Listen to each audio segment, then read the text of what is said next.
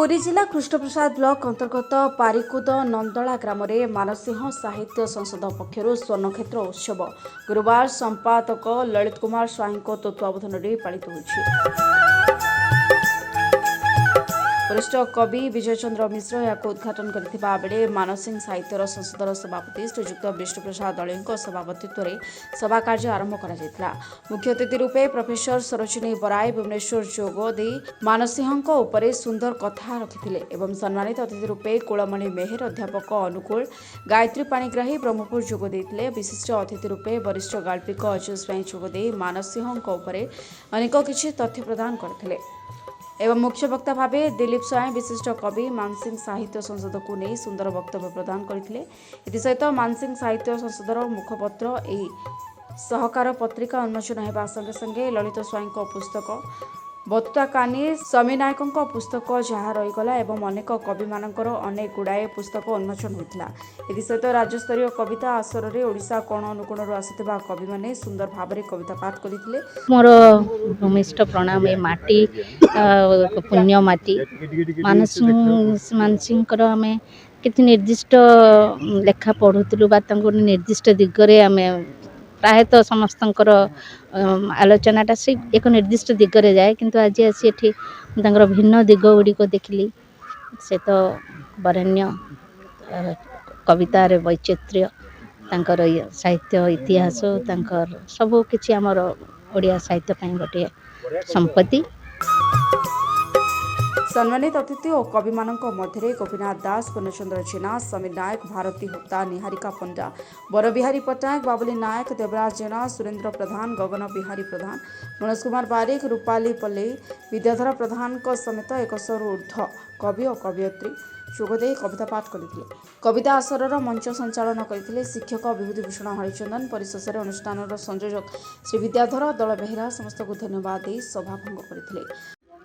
मो श्री विष्णुप्रसाद दलई मानसिंह साहित्य संसद सभापति 2020 मसीह कोरोना समय जेपरिक महाभारत युद्ध समय गीतार सृष्टि से भली विपर्जय कोरोना समय आमर यही मानसिंह साहित्य संसद सृष्टि होता।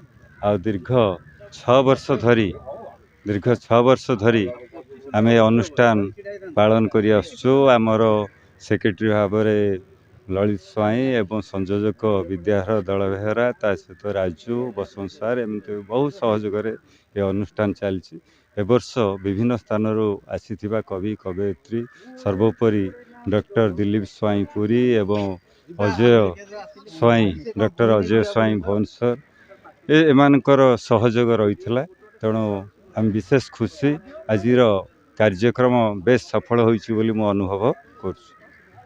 संसद प्रति वर्ष डिसेम्बर 25 तारिख रे एक गुरुत्वपूर्ण कार्यक्रम आयोजन करती। सभापति संपादकों सक्रियतार यह कार्यक्रम अनुष्ठित है एवं मु 2-3 थर आसी एठारे ओडिशार विभिन्न जिल्लार कवि मैंने आसती कविता पाठ हुए मानसिंह कविता संपर्क में आलोचना है। कवि मायधर मानसिंह ओडिया साहित्यर गोटे कीर्तिस्तंभ बेले बेले कौन है कि ओडिया साहित्य जो प्रतिभा माने दिवगंत हो गले संपर्क विधिवत चर्चा हो पारे यही साहित्य संसद गुड़िक थिबा जोगु सेमानकर प्रतिभा संपर्क में गोटे आलोचना होची गवेषणा होची अंततः ओडिशा रे गोटे चांचल्य सृष्टि होची जे डिसेम्बर 25 कहले मानसिंह साहित्य संसद आज मायधर मानसिंह जन्मस्थान नंदला रे गोटे साहित्य कार्यक्रम करुची एवं एथिरे हम जोग दबा। तेणु मु भारी खुशी आसी कार्यक्रम विषय में एवं मोर वक्तव्य मु रखिली। मायधर मानसिंह जड़े प्रेमिक कवि नुहंती से जड़े मानववादी कवि संवेदनशील कवि ओडिया कवि ओडियार दुख दैन पीड़ा जातना निर्यातना ओडियार दादन विस्थापन तमाम कोह आउ कारुण्य मायधर मानसिंह कवितार अच्छा जो मैंने मानसिंह केवल महूर कवि बोली जानती से जानिया उचित मानसिंह महू नुहे लुहर कवि लुह आउ महू उभयर केमिस्ट्री होची मायधर मानसिंह कविता यह ही थिला आज मोर वक्तव्य। पुरी कृष्णप्रसाद मनोज कुमार बारिक को रिपोर्ट संस्कार न्यूज ओडिया।